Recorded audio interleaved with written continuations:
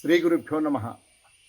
దక్షిణాంనాయ శృంగేరి శారదా పీఠాధీశ్వరులు జగద్గురు శంకరాచార్య శ్రీ శ్రీ శ్రీ భారతీతీర్థ మహాసన్నిధానం వారు, జగద్గురు శంకరాచార్య శ్రీ శ్రీ శ్రీ విధుశేఖర భారతీ సన్నిధానం వాళ్లకు సాష్టాంగ ప్రణామాలు అర్పిస్తూ, వేద ధర్మానికి ప్రతీక దక్షిణాంనాయ శృంగేరి శారదా పీఠం అనాదిగా సనాతన ధర్మ పరిరక్షణకు, ఆర్ష ధర్మాన్ని పరివ్యాప్తం చేయడానికి దక్షిణాంనాయ శృంగేరి శారదాపీఠం చేస్తున్న కృషి నిరుపమానం. ఇక్కడ వేద విద్యాలయం నిర్వహించడమే కాకుండా అటు శాస్త్రం, పురాణాలు, ఉపనిషత్తులు ఇవన్నీ ఇక్కడ అధ్యాపనం జరగడం, అంతేకాకుండా వేదాలను పరిరక్షించే ఒక బృహత్తరమైనటువంటి కృషి కూడా ఈ సనాతన ధర్మ పరిరక్షణలో భాగంగా దక్షిణాంనాయ శృంగేరి శారదా పీఠం నిర్వహిస్తుంది. పూర్వ జగద్గురువులు, ప్రస్తుత పీఠాధీశ్వరులు, తత్కరకమల సంజాతులు ఈ వేద ధర్మాన్ని పరివ్యాప్తం చేయడంలో వారు ప్రత్యేకమైన శ్రద్ధతో ఇక్కడ ఆర్ష ధర్మం పరిఢవిల్లే విధంగా వారు అనేకమైనటువంటి ప్రత్యేక శ్రద్ధతో కృషి చేస్తూ ఉన్నారు. ఈ సందర్భంగా మన దేశంలోనే అత్యంత ప్రతిష్టాత్మకమైన, అత్యంత ప్రసిద్ధి చెందిన ఈ దక్షిణాంనాయ శృంగేరి శారదా పీఠంలోని వేద విద్యాలయం సద్విద్యా సంజీవిని పాఠశాలలో మనం ఉన్నాం.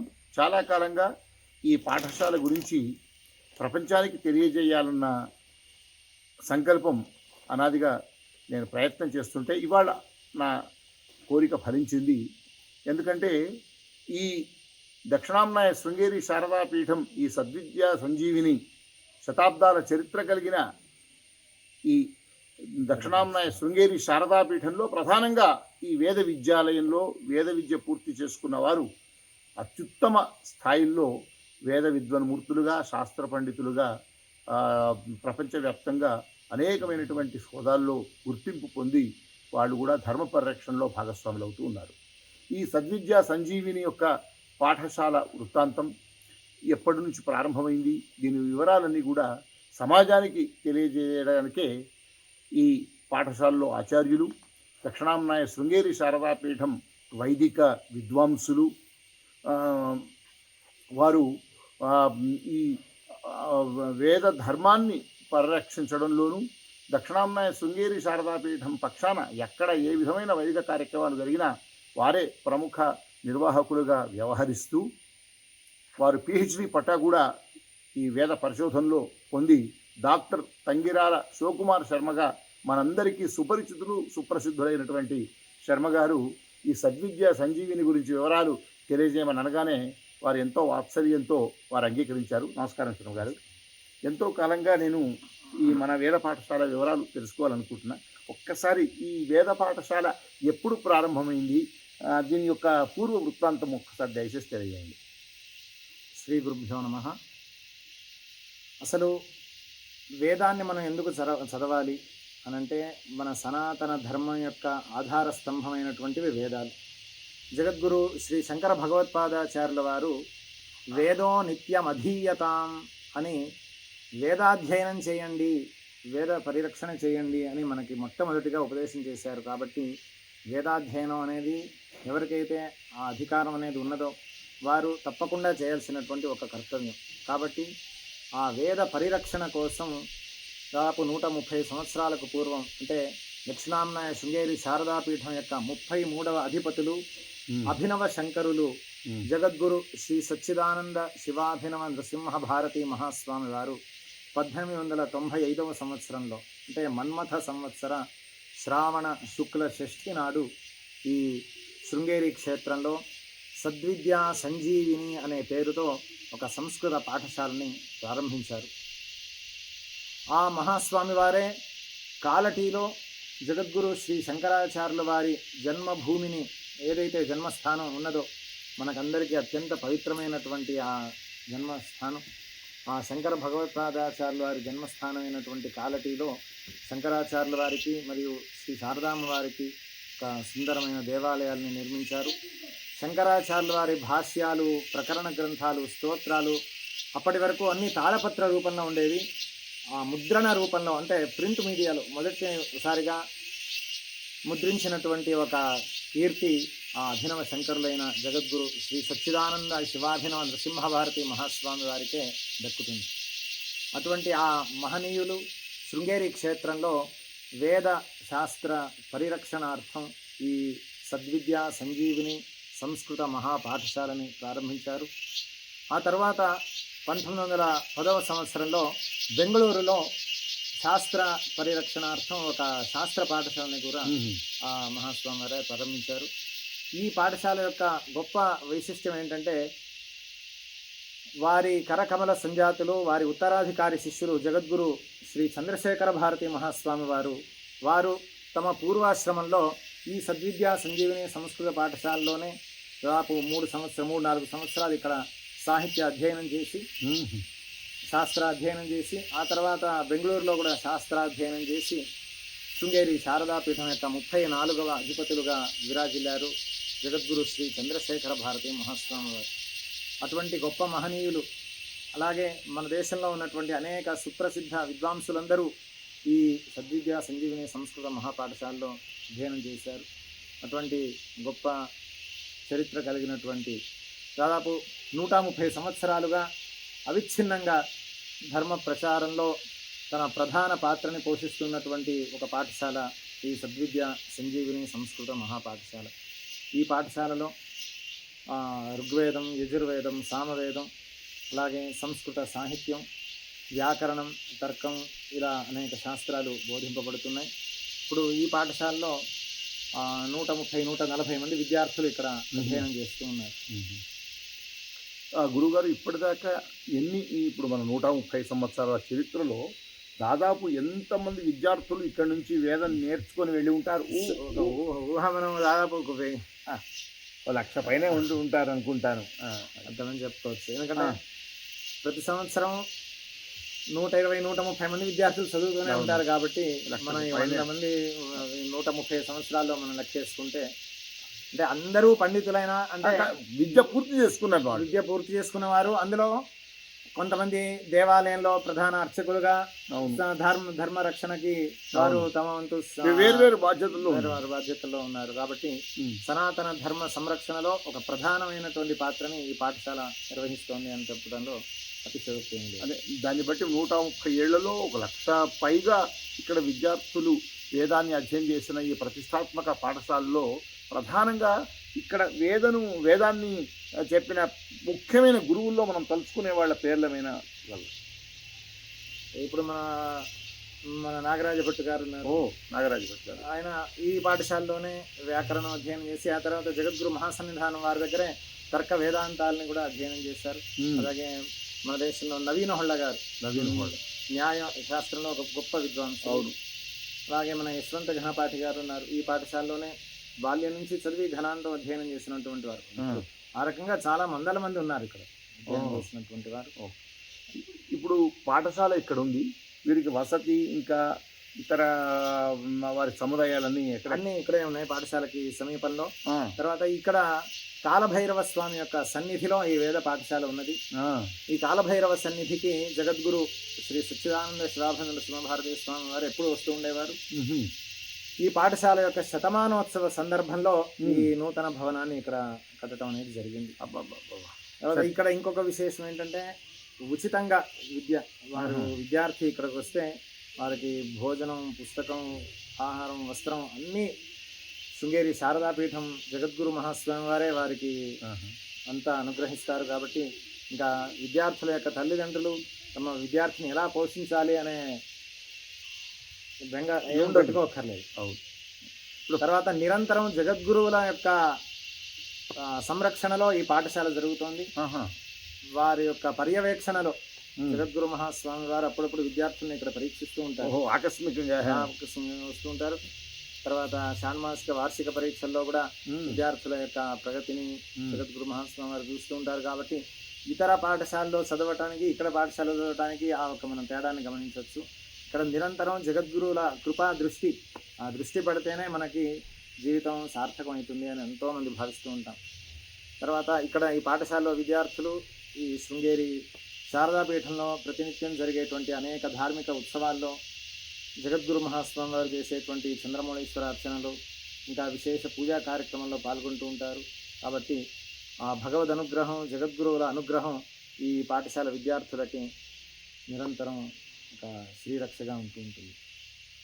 సద్విద్య సంజీవిని అనే ఈ ప్రతిష్టాత్మకమైనటువంటి మరో రకంగా మహిమాన్వితమైంది కూడా అనొచ్చు.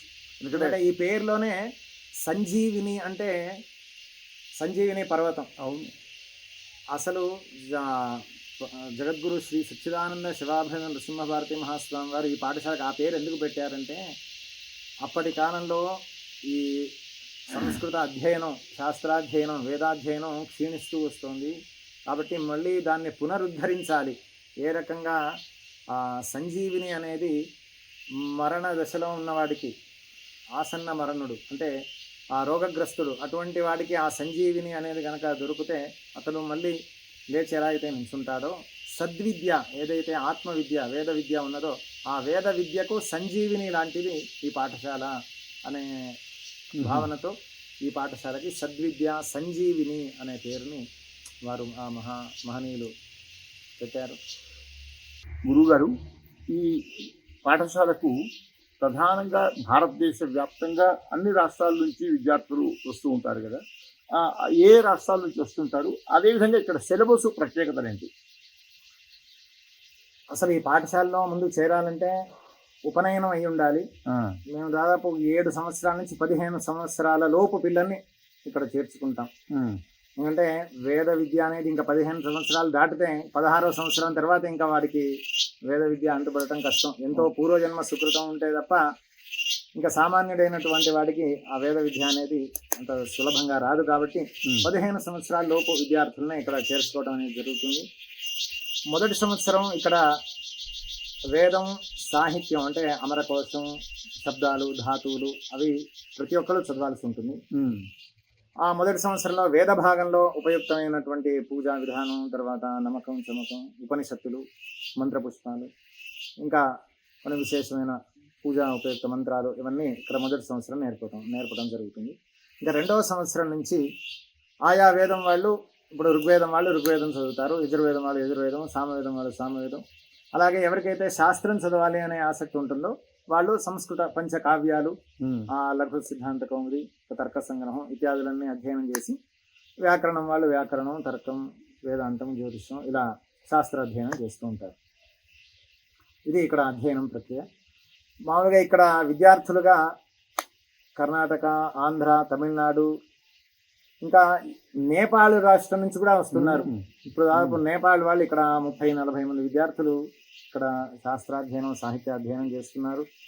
ఉత్తర భారత నుంచి, కాశీ నుంచి కూడా ఇక్కడ విద్యార్థులు వస్తున్నారు. యూపీ, మధ్యప్రదేశ్, ఇలా అనేక, ఒరిస్సా, అనేక రాష్ట్రాల నుంచి కూడా ఇక్కడ విద్యార్థులు వచ్చి చదవటం అనేది చాలా గొప్ప విషయం. ఎందుకంటే శృంగేరి పాఠశాలలో అధ్యయనం చేశాడు అంటే అతడికి ఒక విశేషమైనటువంటి ఒక స్థానం మన దేశంలో ఉన్నది. అటువంటి గొప్ప పేరు ప్రఖ్యాతుల్ని పొందినటువంటి పాఠశాల మన ఈ సద్విద్య సంజీవిని సంస్కృత మహాపాఠశాల. శృంగేరి శారదాపీఠం తరఫున ప్రధానమైన కేంద్రం అంటే శృంగేరిలో ఈ పాఠశాల నిర్వహింపబడుతోంది. ఇది కాకుండా మన దేశంలో ఇంకా అనేక చోట్ల పాఠశాలలు నిర్వహింపబడుతూ ఉన్నాయి. అనేక వేద పాఠశాలలకి శారదా ప్రసాద రూపంగా ధన సహాయం అనేది ఇవ్వబడుతోంది. దాదాపు 50-60 పాఠశాలలకి ప్రతి నెల దాదాపు 50 నుంచి 1,00,000 రూపాయల వరకు శృంగేరి శారదాపీఠం తరఫున వేద సంరక్షణార్థం సహాయం అనేది చేయబడుతుంది. కాబట్టి వేద సంరక్షణలో అలానే శాస్త్ర సంరక్షణలో శృంగేరి శారదాపీఠం ఒక విశేషమైనటువంటి కృషిని చేస్తూ ఉన్నది. ప్రతి సంవత్సరం శంకర జయంతికి వేద సభలు నిర్వహింపబడటం అనేది అందరికీ తెలిసినటువంటి విషయమే. ఆ సందర్భంలో ఇక్కడ వేద పరీక్షలు, అలానే వేద పరీక్షల్లో ఉత్తీర్ణులైనటువంటి విద్యార్థులకి విశేషంగా సన్మానం. మహాగణపతి వాక్యార్థ సభలు భాద్రపద చవితి నుంచి పౌర్ణమి వరకు, వినాయక చవితి సందర్భంలో అప్పుడు ఇక్కడ శాస్త్ర సభలు, ఆ శాస్త్ర పరీక్షలు, ఆ శాస్త్ర పండితులకి విశేషంగా సన్మానం.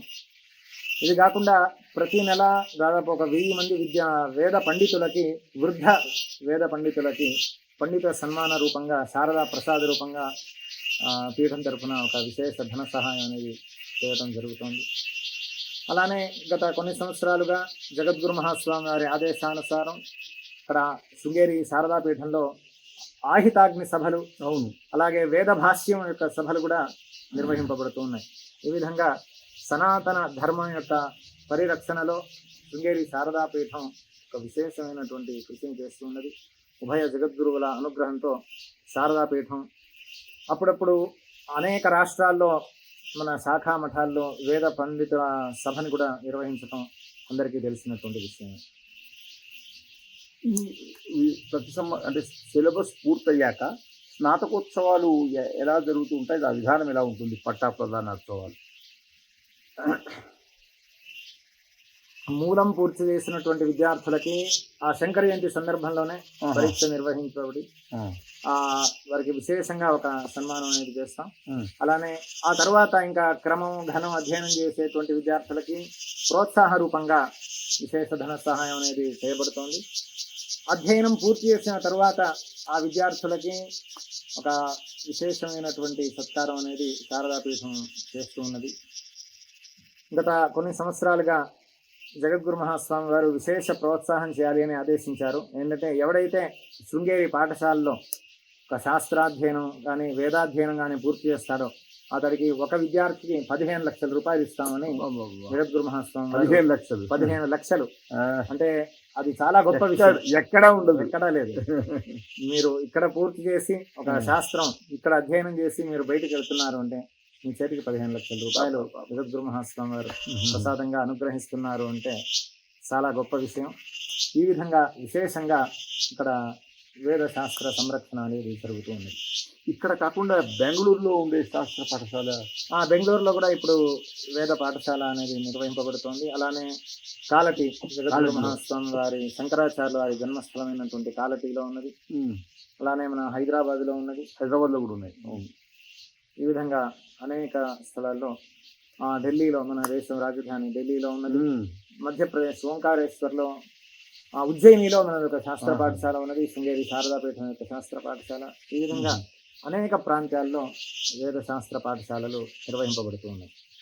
అది భారతదేశం అంతా, నేపాల్తో పాటు సనాతన ధర్మానికి నిలయమైన భారతదేశం అంతటా దక్షిణాంనాయ శృంగేరి శారదాపీఠం వేద పాఠశాలను శాస్త్ర పాఠశాలను ఏర్పాటు చేసి ప్రధానంగా ఈ శృంగేరిలో 130 ఏళ్లుగా ఈ పాఠశాలను నిర్వహిస్తూ చాలామంది శాస్త్రాధ్యయనం పూర్తి చేసిన వారు ఏ శాస్త్రంలో పూర్తి చేస్తారో వారికి 15 లక్షలతో వారి జీవితంలో శాస్త్రం ద్వారా ఎక్కడైనా ఉపాధి దొరికినా దొరకకపోయినా ఈ 15 లక్షల భరోసాతో ఇక్కడి నుంచి శాస్త్రాధ్యయనం చేసిన వారికి జగద్గురువులు అనుగ్రహించి ప్రసాదిస్తుండడం చాలా చాలా చాలా ఆశ్చర్యకరమైన ఆనందకరమైనటువంటి విషయం. దీన్ని బట్టి తెలుసుకోవాలి ధర్మనిష్ట, వేద ధర్మ పరిరక్షణలో శృంగేరి శారదాపీఠంకు ఉన్నటువంటి నిబద్ధత కానీ, జగద్గురువుల యొక్క వారికి ఉండేటువంటి అపారమైనటువంటి ఈ వేద ధర్మ పరిరక్షణ పట్ల ఉన్నటువంటి వారికి ఉన్నటువంటి శ్రద్ధ కానీ మనమంతా ఉంది. నిజంగా ఆ జగద్గురువులకు సాష్టాంగ ప్రణామాలు అర్పిస్తూ ఇంకా ఇంకా ఇంకా వేద ధర్మ పరిరక్షణ, ఆర్ష సంస్కృతి పరివ్యాప్తం అవడానికి దక్షిణాంనాయ శృంగేరి శారదాపీఠం ద్వారా ఇలాంటి సద్విద్యా సంజీవని లాంటి పాఠశాలలు దేశవ్యాప్తంగా కూడా మనకు ఎంతో ఎంతో ఇంకా ఉత్తరోత్తర కూడా వేదధర్మ పరిరక్షణలో ప్రధాన భూమిక నిర్వర్తించాలని కోరుతూ తంగిరాల శివకుమార్ శర్మ గారికి అనేక ధన్యవాదాలు తెలియజేస్తూ ఉన్నాను. నమస్కారం. స్వస్తి.